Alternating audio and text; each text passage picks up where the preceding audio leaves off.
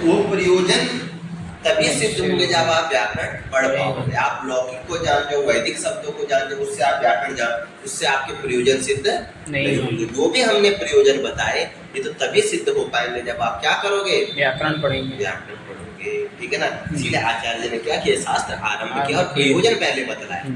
ठीक है, आगे क्या है, उक्तः शब्दः स्वरूपम अपि उक्तम प्रयोजनानि उक्तानि। कहा उक्तः शब्दः, सबसे पहले हमने शब्द आपको बतला दिया, शब्द किसे कहते हैं, शब्द क्या है हमने बताया। स्वरूपम अपि उक्तम, उस शब्द का स्वरूप भी बतला दिया। ये नोचार्य शासना लागू, उसका स्वरूप भी बतला दिया। शब्द किसे कहते हैं, पहले शब्द क्या है, फिर उसको शब्द क्या है और शब्द कहते किसे, ये दोनों हमने आपको बतलाया। तो शब्द उक्तः शब्द भी बतलाया, स्वरूपम अपि उक्तम और स्वरूप भी बता दिए, प्रयोजनानि प्रयोजन भी आपको बतला दिए। बतलाया कि नहीं बतलाया, यहाँ तक क्लियर हो गया। यहाँ तक बतला शब्दानुशासन इदानीं कर्तव्यम। का ये सब क्या करना, शब्द का अनुशासन करना है। क्या करना है, शब्द का अनुशासन, शब्द का अनुशासन ही तो करना है जी। अयम शब्दः साधु, अयम असाधु, ये तो शब्द का अनुशासन है ना। असाधु शब्देभ्यः साधु शब्दानां व्युत्पत्ति, साधु शब्दानां निस्सारणम्, ये अनुशासन है। ठीक है, तो कहा शब्दानुशासन इदानीं कर्तव्यम। किम शब्दोपदेशः कर्तव्यः, आहोस्वित् अब शब्दोपदेशः आहोस्वित् उभयोपदेशः। प्रथम आवाचिकार प्रश्न सकते हैं, चलो शब्द का अनुशासन तो करना है लेकिन क्या करें, का शब्दोपदेशः कर्तव्य, क्या शब्द का उपदेश करना चाहिए। शब्द मतलब शब्द, ये शब्द से हमें साधु शब्द, शब्द मतलब साधु शब्द, क्या साधु शब्दों का उपदेश करना चाहिए, क्या एक एक करके साधु शब्दों को बताना चाहिए।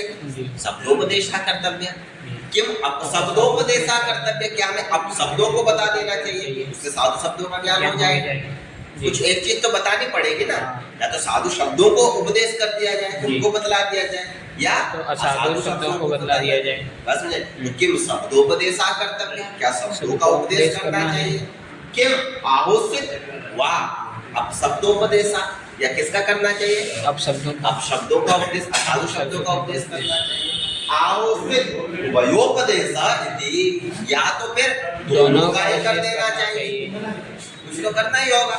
या तो हमें शब्दों का उपदेश करना होगा या अपशब्दों का उपदेश करना होगा, या तो दोनों का उपदेश करना होगा। किम, क्या इनमें से क्या किया जाए, प्रश्न किया। समझाई नहीं, शब्दोपदेशः कर्तव्यः आहोस्वित् अपशब्दोपदेशः आहोस्वित् उभयोपदेशो कर्तव्यः, क्या करना चाहिए। तो कहा अन्यतरोपदेशेन कथं स्यात्, कोई अन्यतर उपदेश करना चाहिए। अन्यतर, अन्यतर जो दोनों में, दोनों तीनों में जो क्या अन्यतर हो, विशेष हो, बात समझिए नहीं, वो उपदेश करना चाहिए। कहा अन्यतर, अन्यतर अन्यतम, कुछ अन्यतम, कुछ एक अलग विशिष्ट क्या करना चाहिए, उपदेशेन कृतं स्यात्, करना चाहिए। तद यथा, कहा क्यों, कैसे, जैसे, तो कहा परिसंख्या का, परिसंख्या विधि का उदाहरण दे रही है। किसका, विधि का।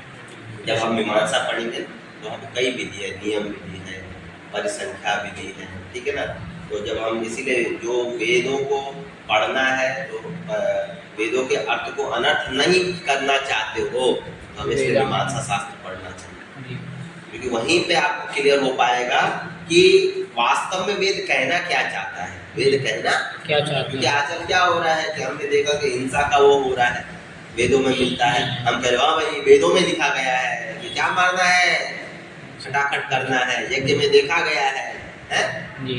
तो यज्ञ में कहा गया कि ये करो, इसका वो करो, उसका अवलंबन करो तो ये मिलेगा, स्वर्ग वो मिलेगा, पुत्र की कामना करने तो ये करो, है ना। बलि प्रथा तो कहाँ है, वेदों में, इसलिए वेदों का क्या करो, तिरस्कार करो।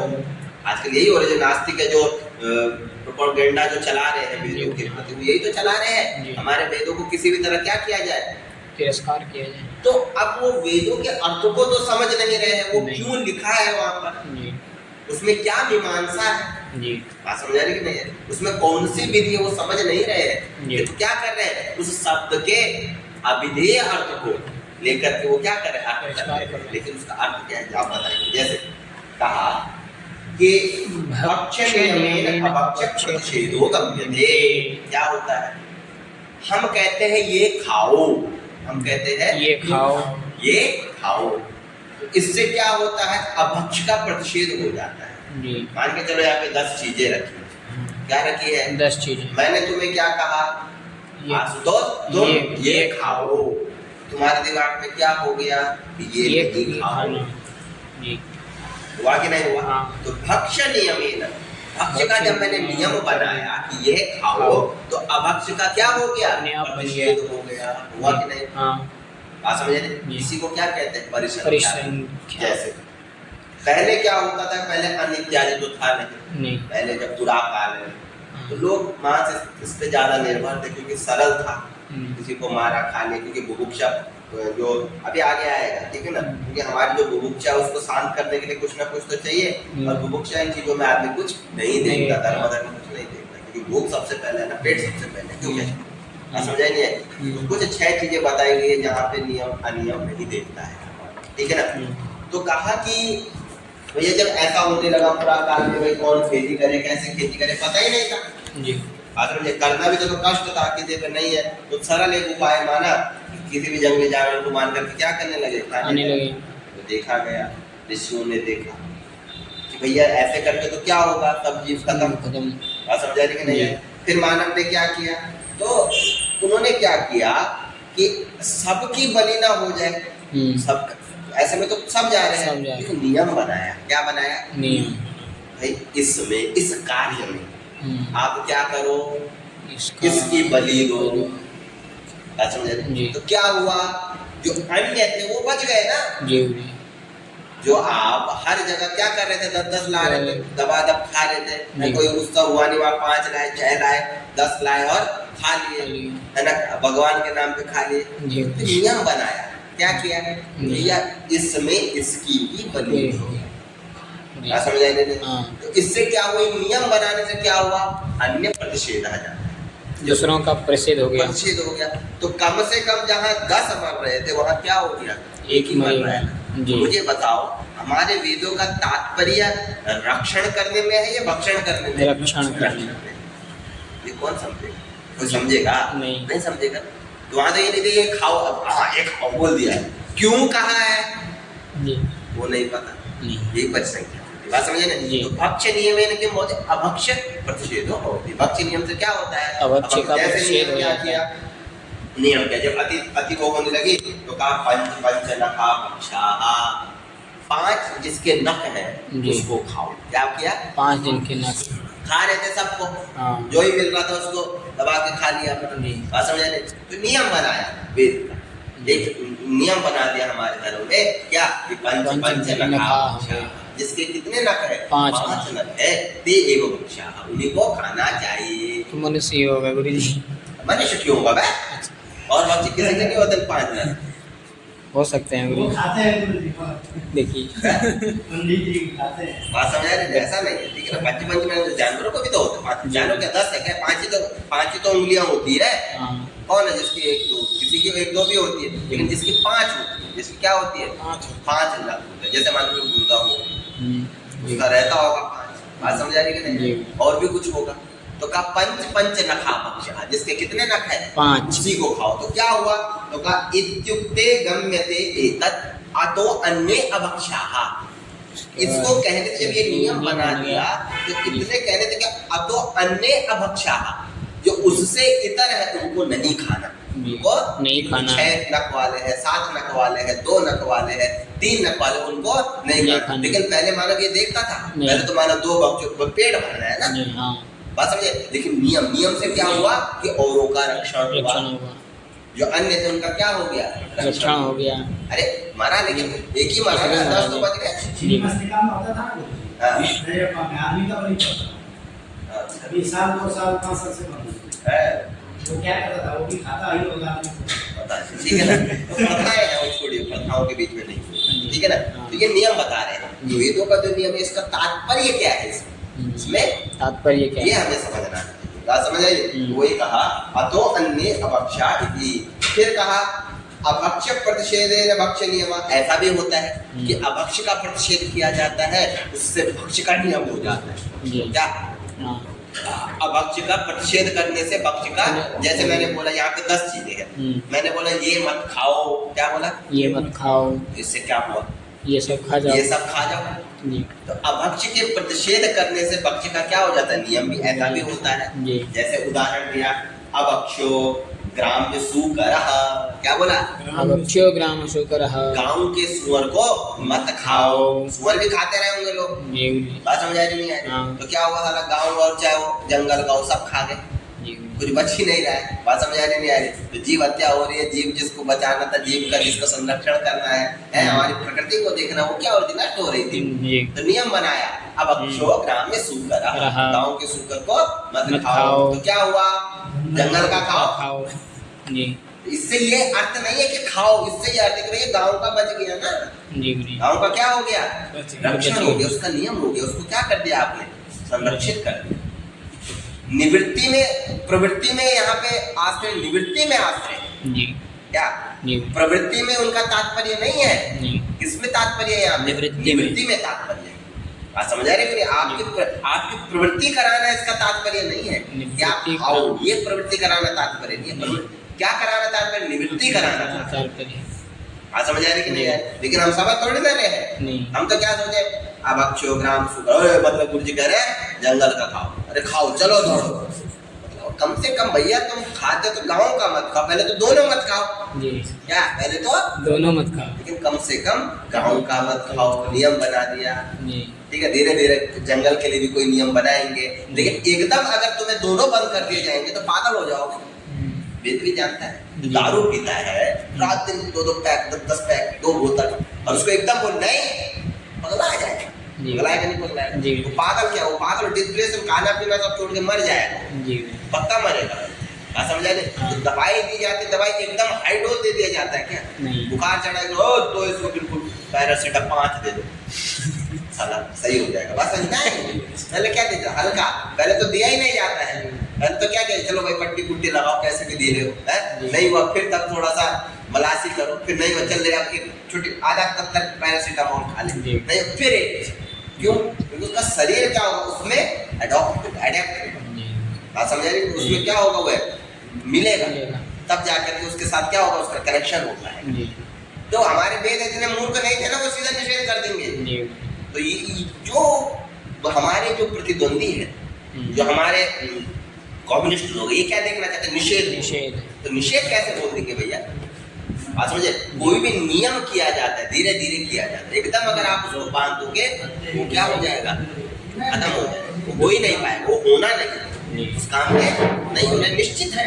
ये क्या है निश्चित, बात समझ रहे हो कि नहीं समझ, हाँ। ये तात्पर्य है, तो कहा अभक्ष्य नियमेन भक्ष्य नियम, अभक्ष्य का जब प्रतिषेध का नियम करोगे तो आप क्या मिलेगा, भक्ष्य का नियम, भक्ष्य का नियम करोगे तो अभक्ष्य का प्रतिषेध होगा, लेकिन वहां पे प्रवृत्ति में तात्पर्य नहीं है, किसमें तात्पर्य है, निवृत्ति में तात्पर्य इन वाक्यों की, समझ आया कि नहीं, हाँ। तो वेदों में ये लिखा है कि भैया पंच नखा भक्ष्य, तो ये मत सोचो कि भैया यहाँ वेदों में तो हिंसा का वो किया गया है ना, सब रोका गया, वो निवृत्ति में तात्पर्य है, भैया 5 नखों वाले खाओ, अन्य जो कम से कम उनका संरक्षण तो हो गया, 5 नख से जो इतर नख वाले हैं, 2 नख वाले, 3 नख वाले, 6 नख वाले, 10 नख वाले, कितने बच गए, पहले मानव ये तो ना, मानव तो जितने नख वाले उतना खा रहा था, तो हमारे वेदों ने क्या कहा, पंच नखा, 5 नख वाले, मतलब क्या, निवृत्ति में तात्पर्य, ये नहीं कि खाओ, बात समझ रहे हैं नहीं, तो जो लोग कहते हैं ना कि भैया वेदों में यहाँ तो बलि प्रथा दिखाई जा रही है, तो उसको समझाना पड़ेगा कि भैया पहले ऐसा था, वो समय था कि जब मानव के पास कोई संसाधन नहीं थे, बात समझे, मानव के पास उतना ज्ञान नहीं था, खाने की बुद्धि नहीं थी, लेकिन बुभुक्षा तो करनी है, क्षुध के प्रति हंतुम तो करना ही है, क्षुधा को मिटाना तो है, तो मानव क्या करता था, जो मिला खा लिया, बकरा मिला खा लिया, सुअर मिला खा लिया, समझ आ रही है, मुर्गा मिला खा लिया, तो जो आया वो खा लिया, उससे क्या हुई, पेट की क्षुधा की निवृत्ति हुई, लेकिन धीरे धीरे मानव क्या हुआ, प्रज्ञावान, समझ आ रही है, अब प्रज्ञावान हुआ तो क्या क्या, हमारे वेदों में भी नियम बनाए, उसी से प्रज्ञावान, बात समझ आ रही है, वही कहा कि अभक्षो ग्राम्य कुक्कुटः, गांव का कुक्कुट मतलब मुर्गा, अभक्ष्य कहा कि गांव के मुर्गे को मत खाओ। इससे क्या हुआ? जंगल का खाओ। कहाँ का खाओ? जंगल का। ये अर्थ नहीं है कि जंगल का, अर्थ ये है भैया कम से कम गांव का तो बचेगा। जी। पहले तो जंगल का भी और गांव का दोनों खा रहा था, बेचारे कहीं भी नहीं रह रहे थे, तो नियम बना दिया अब अक्षो ग्राम में को कटा, गांव के मुर्गे को मत खाओ, जंगल का खा लो भैया, एक की तो रक्षा हो गई। जी। तो किसमें तात्पर्य है? निवृत्ति में। निवृत्ति में तात्पर्य, प्रवृत्ति में तात्पर्य नहीं है। जंगली का खाता है। ये साला तो हरामी है ना। नहीं सच में हमारे मतलब शास्त्र में कितनी वो बात है, ये बात है। अब क्या है, लोग आजकल इन्हीं बातों को तो पकड़ के बैठते हैं, पहले एक तो बच जाए फिर दूसरे को भी बचाए। यही तो मीमांसा है ना, परिसंख्या विधि नियम विधि क्या है, यही तो है। हम लोग क्या है, वेदों में लिख दिया, इसी को पकड़ के आजकल बड़े बड़े मंचों में हमारे मनुस्मृति हो चाहे दुर्गा 10 जगह ये भावों को नहीं ना समझा क्या है तात्पर्य, क्या है तात्पर्य? प्रवृत्ति में नहीं, निवृत्ति में है। पंचबंध लगा बच्चा का, या 5 वाले खाओ, प्रवृत्ति ना, अन्यों की निवृत्ति हो, उसमें पता कम से कम और जीव तो बच गए। तो ये बात थोड़ा हम लोगों को समझनी चाहिए, है ना? तो ये समझ रहे हो कि नहीं समझ रहे हो? तो यही कहा, तो कहा अब अक्षो ग्राम में गांव के कुक्कुट को नहीं खाओ। तो किसको खाओ? तो इत्युक्ते गम्यते एतद् आरण्यो भक्षः, जो आरण्य का है, जो कहाँ का है, जंगल का है, उसको खाओ। ठीक है, आगे क्या कहा? एवं इहापि यदि तावत् शब्दोपदेशः क्रियते गौ इति एतस्मिन् उपदिष्टे गम्यते एतद् गाव्यादयो अपशब्दाः। इसी प्रकार से यही परिसंख्या विधि को हम कहाँ लाएंगे? शब्द के विधान। अगर हम मान के चलो शब्दोपदेश करेंगे, क्या करेंगे? शब्दोपदेश में साधु शब्दों का अगर उपदेश करेंगे, उससे क्या होगा? असाधु शब्दों का परिहार हो जाएगा, परिहार हो जाएगा।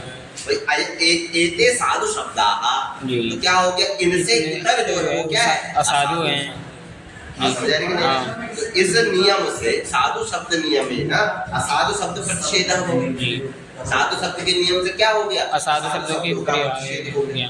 बात समझे? वही कहा कि एवं यदि तावत् शब्दोपदेशः क्रियते तो गौ इति एतस्मिन् उपदिष्टे, जब हमने गौ शब्द का उपदेश किया कि अयम शब्दः गौ अयम साधु शब्दः, क्या बोला? गौ अयम साधु शब्दः इति उपदिष्टे गम्यते, इस उपदेश के होने पर ज्ञात होता है, पता चलता है कि गाव्यादयो अपशब्दाः, कि गावी गौणी गोता गोपो बछिया ये सब क्या है? अपशब्द है। समझ आ रही कि नहीं? हाँ। जब हमने गौ शब्द का उपदेश कर दिया तो आपको पता होना चाहिए कि गौ से इतर जो भी आएगा वो क्या होगा? अपशब्द होगा। कोई गविया बोल रहा है, कोई बछड़ा बोल रहा है ना, कोई गौड़ी बोल रहा है, कोई गोपा बोल रहा है, जो भी बोल रहा है, तो ये शब्द क्या हो जाएंगे? अपशब्द हो जाएंगे। तो गौ इति उपदिष्टे गम्य, इसके उपदेश होने पर ज्ञात होता है कि गाव्यादया, जो गावी गौणी इत्यादि है, ये क्या है? अपशब्द है। बात समझ आई? जी। फिर क्या कहा?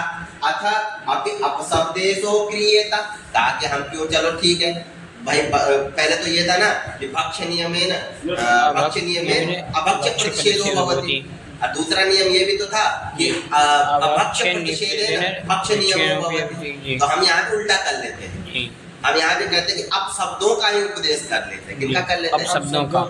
तो अब शब्दों का उपदेश करेंगे तो क्या होगा? उनसे इतर जो होगा वो क्या होगा? वो साधु होगा। क्लियर हो जाएगा कि नहीं होगा? वही कहा कि अथ अपि अपशब्दोपदेशः क्रियेत, अरे आप शब्दों का ही उपदेश कर लो, क्या दिक्कत है? शब्दों का क्यों करें? बात समझे ना? अभक्ष प्रतिषेध से भक्ष का नियम होता है कि नहीं होता है? तो कहा अपशब्द के उपदेश अगर कर लो तो गाव्यादिषु उपदेशेषु गम्यते, हम किनको बता देंगे? गावी गौणी गोता गोपो तलिका बछिया, ये सब बता देंगे। तो ये सब क्या है? अपशब्द है। तो इनके उपदेश होने पर गम्यते, आपको पता चल जाएगा कि गौ इति ऐसा शब्द, गौ क्या है? ये साधु है, और अन्य सब क्या है? असाधु है। तो बात समझ आएगी नहीं आएगी? किम पुनरत्र ज्यायः, भाई इसमें ज्याय क्या है? इसमें श्रेष्ठ क्या है? ये कहो पहले। अब करने को लिए तो हम सब कुछ कर देंगे, क्या करने के लिए तो हम सब कुछ कर देंगे। इत्यत्र किम ज्यायः, किम श्रेष्ठ, इसमें ज्याय क्या, श्रेष्ठ क्या रहेगा वो हमें करना चाहिए। जिससे हमें क्या हो, जल्दी सफलता प्राप्त हो। क्या हम अगर हमें गांव जाना है तो गांव जाने के लिए हम क्या करेंगे, हमारे पास 3 ऑप्शन है। हमारे पास है, मान के चलो कि हवाई जहाज है, ट्रेन है, बस है, तीनों ऑप्शन है हमारे पास है। हम चाहे तो किसी में भी जा सकते हैं। तो आप किससे जाना चाहोगे? ट्रेन से। हवाई जहाज से जाएगा ना, 2 घंटे में पहुंच जाएगा। जहाँ 10 घंटे लगने, 20 घंटे लगने, 2 घंटे में पहुंच रहा है कि नहीं पहुंच? पैसा भी वैसे लग रहा है। अरे पैसा छोड़, तेरा पैसा थोड़ी ना लग रहा है। जी गुरुजी, बात समझे? तेरे को ऑप्शन मैं दे रहा हूँ ना। जी गुरुजी, क्या आदमी है, पैसा लगा ये भी तो देख, 2 घंटे में तो पहुंच जा रहा है। जी गुरुजी, ऐसा मैं तेरे को 3 ऑप्शन दिए, तुझे जिसमें जाना चले जा। जी गुरुजी, तो तू क्या सोचेगा? वही जहाँ से जाएंगे 2 घंटे में पहुंचेगा, अपना काम पूरा करके आ जाएंगे। बात समझ आ रही है नहीं यार? तो क्या जाए कैसे, क्या वो काम हमें करना चाहिए। दुर्बुद्धि होगा तो बोलेगा हाँ भैया मैं तो ट्रेन या बस से जाऊंगा। जी। क्या भैया 30 घंटे तक बेटर ऑप्शन था, जा सकता था तो हवाई जहाज से भी ना, तो क्यों नहीं गया? तो नहीं थी इतनी बुद्धि तो अलग चीज है, बात समझा नहीं। लेकिन अगर बुद्धिमान होगा तो सोचेगा ना। ठीक है, तो वही कहा किम पुनरत्र जाया, यहाँ पे जाए क्या है, श्रेष्ठ क्या है? तो कहा लघुत्वात् शब्दोपदेशः। लघुत्व देखा जाए तो शब्द का उपदेश लघु है, लघु कम, जिससे कम में ज्यादा सफलता मिल जाए, हमें वो काम करना चाहिए। जी, कम में क्या हो जाए, ज्यादा सफलता मिल जाए, वो कार्य हमें करना चाहिए। तो कहा लघुत्वात्, लघुत्व होने से, किसके? शब्दों के। शब्दोपदेशा कर्तव्यः, लघुत्वात् शब्दोपदेशः। क्यों? तो कहा लघियान शब्दोपदेशः गरियान शब्दोपदेशः। क्योंकि लघियान शब्दोपदेश, शब्दों का उपदेश है वो लघियान है, कम है, आप समझे? और गरियान अपशब्दोपदेश, और अपशब्दों का, असाधु शब्द क्या है? गरियान है, बहुत सारे। बताओ, अरे गौही शब्द है एक, क्या गाय के लिए चलो विषभा बोल लिया, गौ बोले, 2-3 ही है ना। लेकिन अपभ्रंश कितने हैं? बहुत है। मेरे गांव में गौ बोल दिया, मेरे गांव में गैया बोला है, इसके गांव में बछिया बोला है, इसके गांव में गौड़ी बोला है, इसके गांव में गोपा बोला है, सब तलिका बोला, न जाने क्या क्या बोल है। हमारे गांव में, हर गांव में कुछ ना कुछ नाम रख देते हैं ना। हम इसको ये छिया बोलते, पिछिया, कुछ भी बोल रहा है। तो कई अपभ्रंश से उसको क्या कर रहा है, बुला रहा है। तो भैया अपभ्रंश जो है, अपशब्द है, वो ज्यादा है कि कम है? ज्यादा है। और शब्द कितने हैं, साधु शब्द कितने हैं? कम है। तो लघुत्वात् शब्दोपदेश। तो काहे हम भैया इतना लंबा खींचे, जो कम है उसको करें ना, जिससे जल्दी सफलता मिल जाएगी। लघु शब्दों को बोल देंगे तो आप शब्दों का निस्तारण हो जाएगा। कहाँ गिनते रहो भैया, गाँव जा जाके बोलोगे भाई तुम्हारे यहाँ क्या बोलते हैं, बछिया, लिख लो। तुम्हारे यहाँ क्या बोलते हैं, गौड़ी, लिख लो।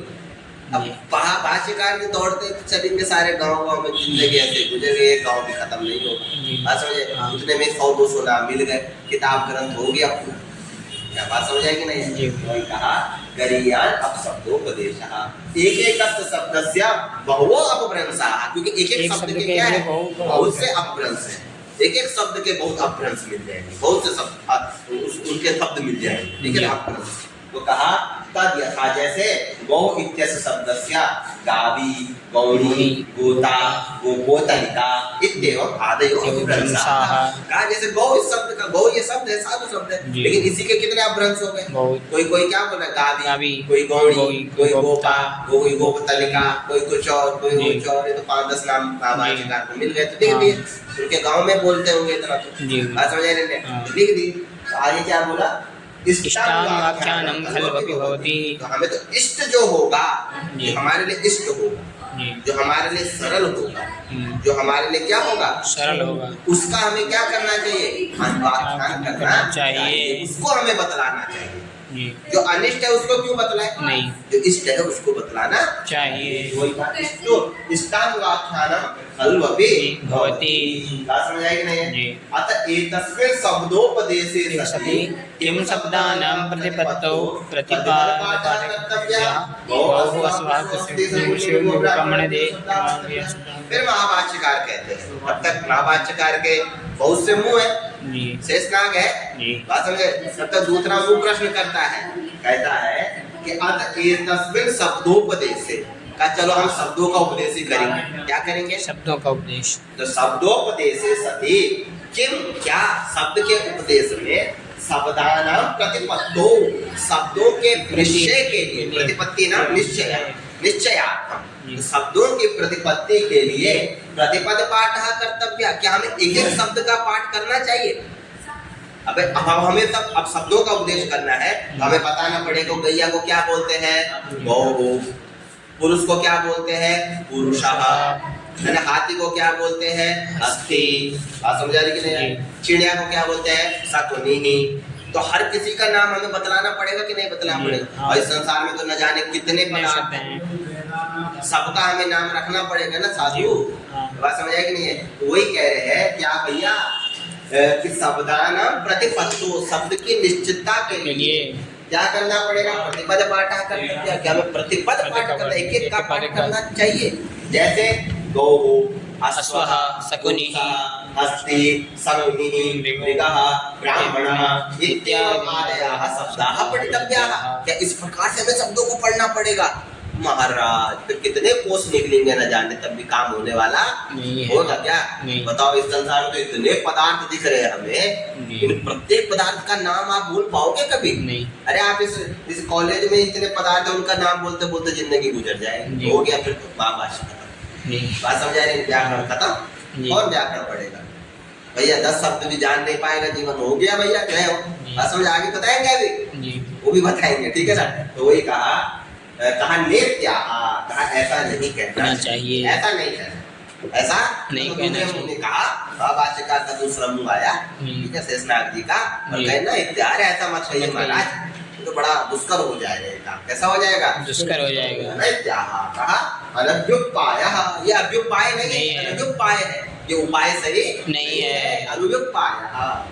ऐसा शब्दानां प्रतिपत्तो, प्रतिपद पाठ, जो आप ये कह रहे हैं ना कि शब्दों की प्रतिपत्ति के लिए, शब्दों के निश्चय के लिए प्रतिपद पाठ करना चाहिए, ये उपाय सही नहीं है, अनभ्युपाय। ये कैसा उपाय? अनभ्युपाय है, ठीक है ना? क्यों? एवं ही श्रूयते, अब आ गया, ऐसा सुनाई देता है। क्या सुनाई देता है? कि बृहस्पति इंद्राय देव्यं वर्षसहस्रं प्रतिपदोत्तकानां शब्दानां शब्दपारायणं प्रवाचनं तं जगाम। बृहस्पतिश्चक्रवर्ता इंद्रश्चाध्येता दिव्यं वर्षसहस्रमध्यकालः न चान्तं जगाम।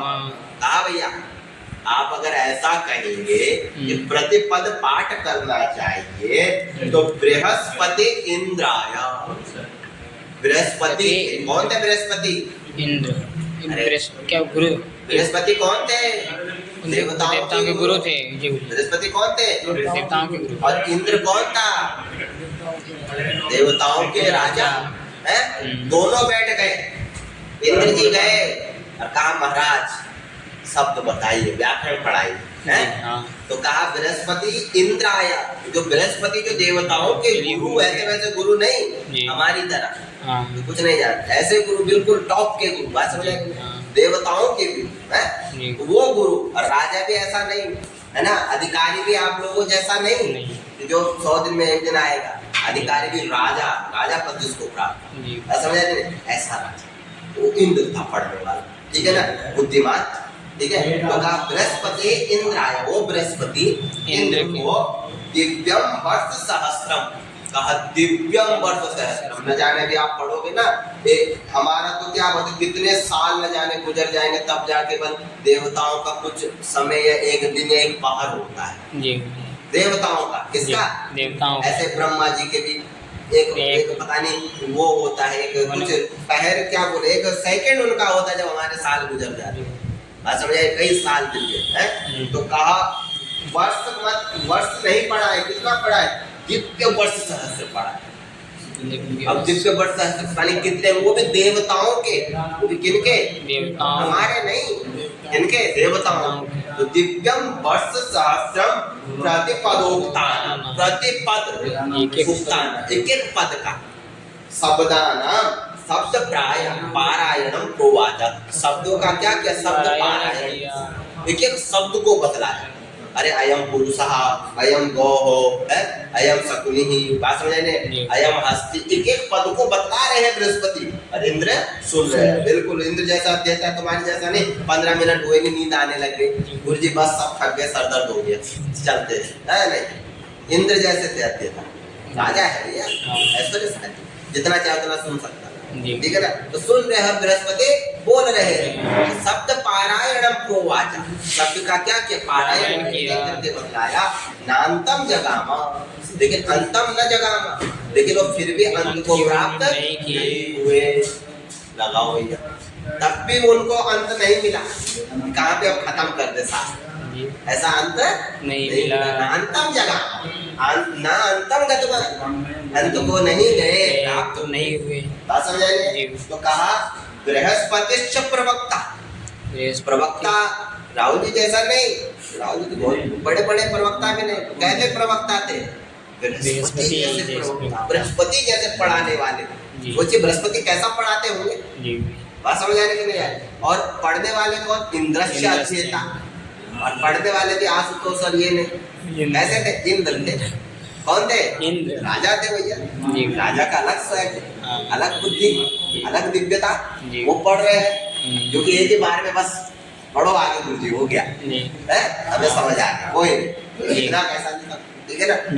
इंद्रश्च अध्येता, और दिव्य वस्त्र सहस्रम अध्ययन काल, और अध्ययन काल भी 1 वर्ष 2 वर्ष 4 महीने या 7 साल का नहीं, तुम लोगों जैसा।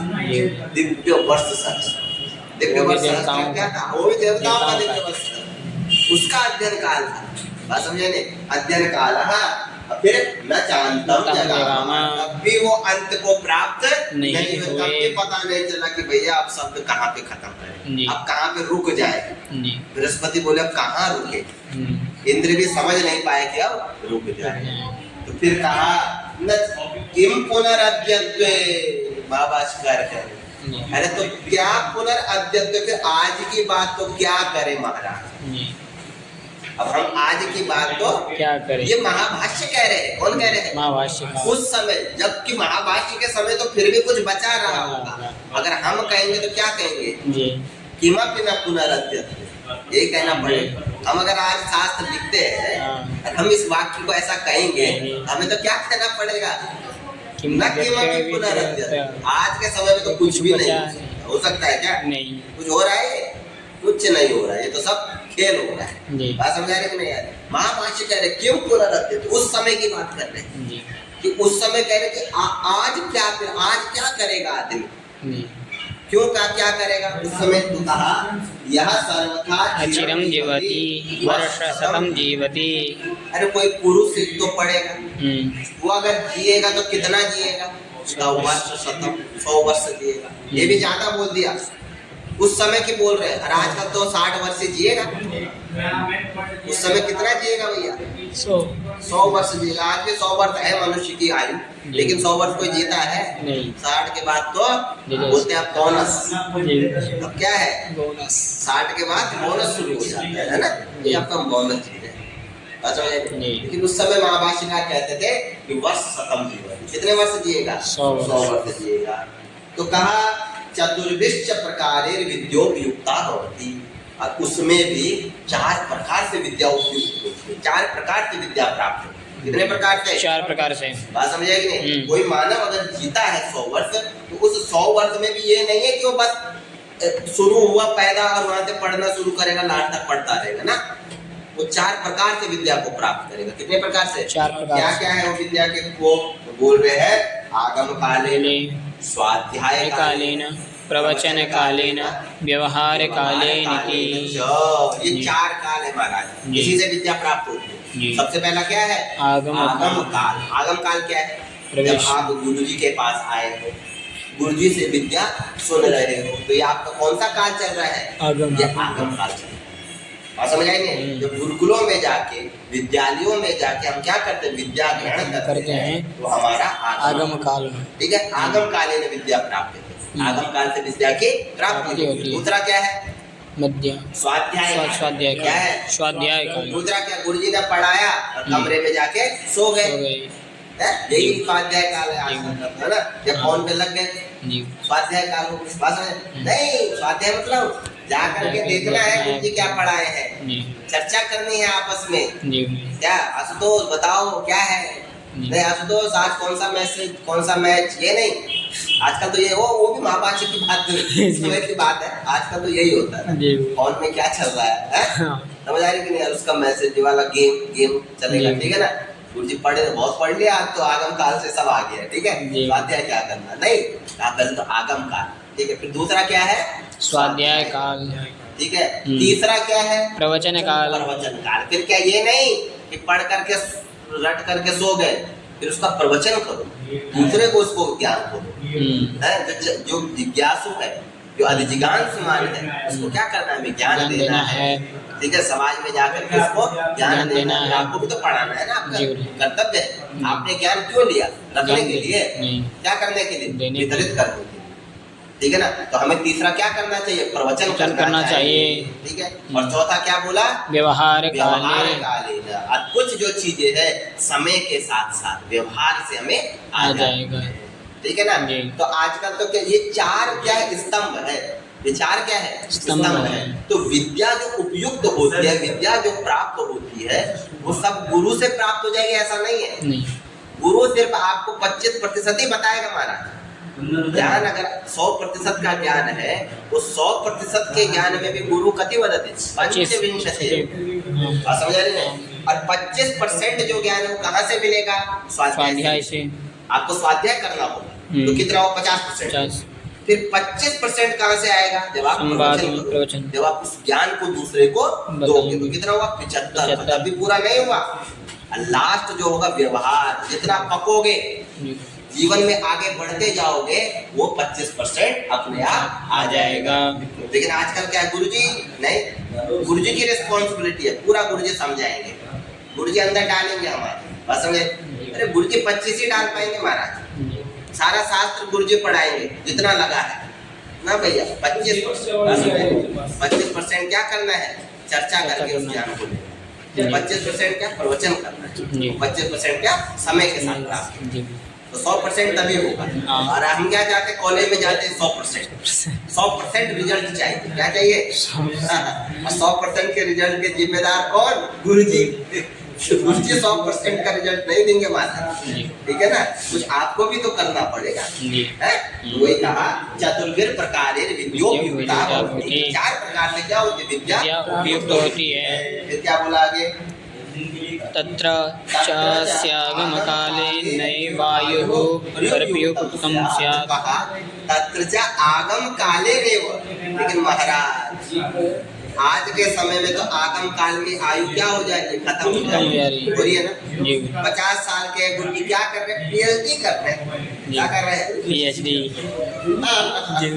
50 साल के क्या कर रहे हैं, PhD कर रहे हैं। अरे बुढ़े, अरे महाराज इस उम्र में तो बच्चे खिलाते, तुम कहाँ कॉलेज जा रहे हो, क्या करें महाराज, ज्ञान ले रहे, क्या कर रहे हैं, ज्ञान। तो कहा आगम काल में ही जो आयु है वो क्या हो जा रही है, समाप्त हो जा रही है। जितने 40 साल हो गए नौकरी नहीं, पढ़ ही रहे, अभी क्या कर रहे हैं, पढ़ रहे हैं। अरे कब नौकरी करेगा, कब शादी करेगा, कब बच्चे करेगा, कोई पता है, कुछ पता नहीं। तो आगम काल में क्या हो जाएगी, क्या होता है,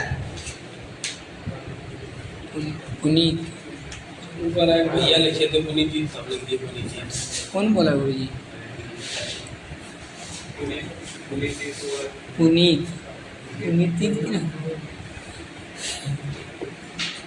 बात समझाएगी नहीं। तो आगम काल में क्या हो जाएगी, आयु समाप्त। तो हम फिर स्वाध्याय कब करेंगे, फिर हम प्रवचन कब करेंगे, प्रवचन काल में तो ऊपर ही चले जाएंगे, थोड़ा बहुत स्वाध्याय कर भी लिए तो बात समझा रही नहीं। तो विद्या कहाँ से आएगी, आएगी कहीं से विद्या नहीं आएगी। तो महाभाष्यकार कह रहे हैं, हम नहीं कह रहे, ठीक है। तो कहा आगम कालेन एव आयु पर्युपयुक्तम स्यात्। आगम काल से आयु क्या हो जाएगी, प्रयुक्त हो, समाप्त हो जाएगी, ठीक है। तो कहा तस्मात् अनभ्युत्पायः शब्दानां प्रतिपत्तौ प्रतिपादकः। इसलिए जो आप कह रहे हैं कि शब्दों का ही क्या कर ले, प्रतिपद पाठ कर ले, ये भी अनभ्युत्पाय, ये भी उपाय सही नहीं है। क्या उपाय सही, जी। शब्द का भी उपदेश नहीं करना और अब शब्द का भी उपदेश नहीं करना। नहीं करना। अब शब्द इतने नहीं कर पाओगे, जी। शब्द का भी करोगे तो महाराज जिंदगी गुजर जाएगी, तब भी कुछ नहीं कर पाओगे। जी। है हाँ। इंद्र जैसे अध्येता, बृहस्पति जैसे प्रवक्ता, कितने दिव्य वर्ष सहस्त्रम अध्ययन काला न जानतम जगह अभी अंत नहीं। किम पुनरद्यते। आज की क्या कहानी करे महाराज जी। आज के समय पे संभव है क्या? नहीं है। और उसमें भी 4 प्रकार से विद्या प्राप्त हो रही जी। है और उसमें भी क्या हो रहा है, आगम काल में ही सारी जिंदगी गुजर जा रही है। हाँ। गुजर जा रही है कि नहीं गुजर जा जी। रही है? तो का आगम काल में जब जिंदगी गुजर जा रही है तो बताइए आप कैसे होगा शब्द का पारायण? हो पाएगा? नहीं। कहा अनव्युपायः, अनव्युपायः तस्मात् अनव्युपायः। इसलिए अनव्युपाय ये भी उपाय ठीक नहीं है। क्या ठीक नहीं है? शब्दानां प्रतिपदो प्रतिपद पाठ, शब्दों की, शब्द मतलब साधु शब्दों की प्रतिपत्ति के लिए, निश्चय के लिए प्रतिपद पाठ, प्रत्येक शब्द का पाठ करना संभव नहीं है। इतनी बात लगी कि नहीं लगी? जी। कथम तरीने शब्दाः प्रतिपत्तव्याः। तो भैया ये कैसे हम इन साधु शब्दों को जाने? प्रतिपत्तव्याः, ज्ञातव्याः, प्रत्येतव्याः, बोधव्याः। बात समझ आ रही कि नहीं आ रही? इन शब्दों को कैसे जानेंगे? हम जानेंगे, कल जानेंगे। जी। मैं प्रयास करें जी। है, सारे एक दिन पढ़ लोगे तो ज्यादा हो जाएगा ना। जी। फिर लगा के आइए, जाइए। ठीक है। जी। माँ बात